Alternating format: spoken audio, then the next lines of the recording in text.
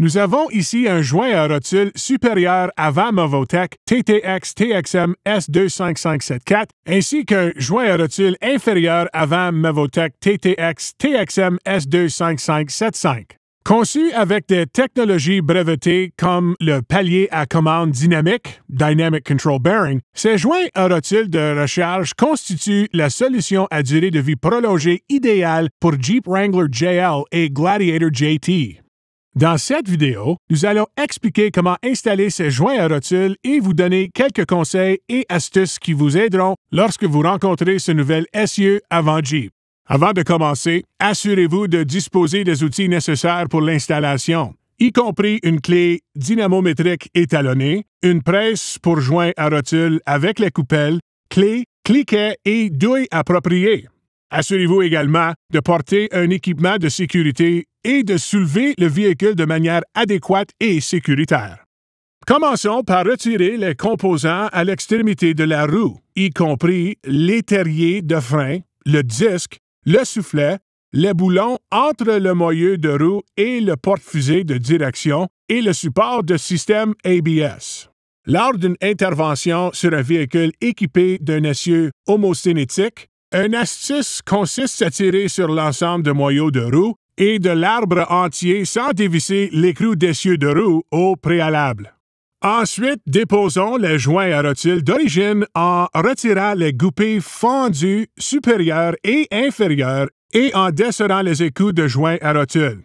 Vous remarquez que ces écrous ne nécessitent pas beaucoup de force pour se détacher. Laissez les écrous en place avec quelques filets engagés afin de saisir plus facilement la porte-fusée de direction lorsqu'il sera desserré. Utilisez un séparateur de joints à rotule pour séparer les joints à rotule d'une porte-fusée de direction. Retirez l'écrou inférieur puis l'écrou supérieur. Vous pouvez maintenant retirer la fusée et la mettre de côté. Passons maintenant au retrait des joints à rotule d'origine, en commençant par le joint à rotule supérieur. Installez soigneusement les coupelles et un col de cygne de taille appropriée. Une autre astuce consiste à toujours lubrifier les filets du col de cygne avant son utilisation. Utiliser une clé à choc avec douille appropriée permet d'accélérer ce processus. Pour une installation adéquate, il est important d'éliminer toute trace de corrosion, de rouille et d'autres contaminants des alessages d'essieux. Simultanément, vérifiez la présence de signes de dommages ou d'imperfections. Du côté porte-fusée de direction, retirez le manchon supérieur de l'alessage et vérifiez s'il est endommagé. Veillez à éliminer toute trace de corrosion, de rouille et de saleté du manchon, ainsi que des alessages supérieurs et inférieurs. Le manchon doit se déplacer librement lorsqu'il est réinséré dans le porte-fusée. Vérifiez également que les alessages ne sont pas endommagés et qu'ils ne présentent pas de signes d'ovalisation. Ne réutilisez pas ces composants si ceux-ci ne sont pas conformes aux spécifications. Passons maintenant à l'installation des joints à rotule TTX.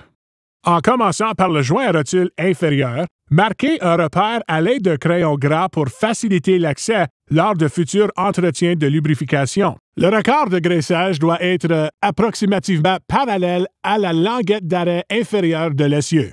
Un autre conseil pour l'enfoncement de joints à rotule est de veiller à toujours utiliser des coupelles de taille appropriée. Comme vous pouvez le voir ici, la coupelle doit reposer fermement sur la bride du joint à rotule. Procédez à l'installation en prenant le temps de vérifier que tout est perpendiculaire et aligné. Installez les raccords de graissage fournis. Les joints à rotule TTX sont dotés d'un capuchon de protection qui empêche les contaminants de la route de pénétrer dans le raccord. Continuons maintenant l'installation. Assurez-vous que le manchon supérieur est intéressé dans l'alessage et peut se déplacer librement. Vissez l'écrou dégagé à créneau du joint à rotule neuf en préparation à la séquence de serrage.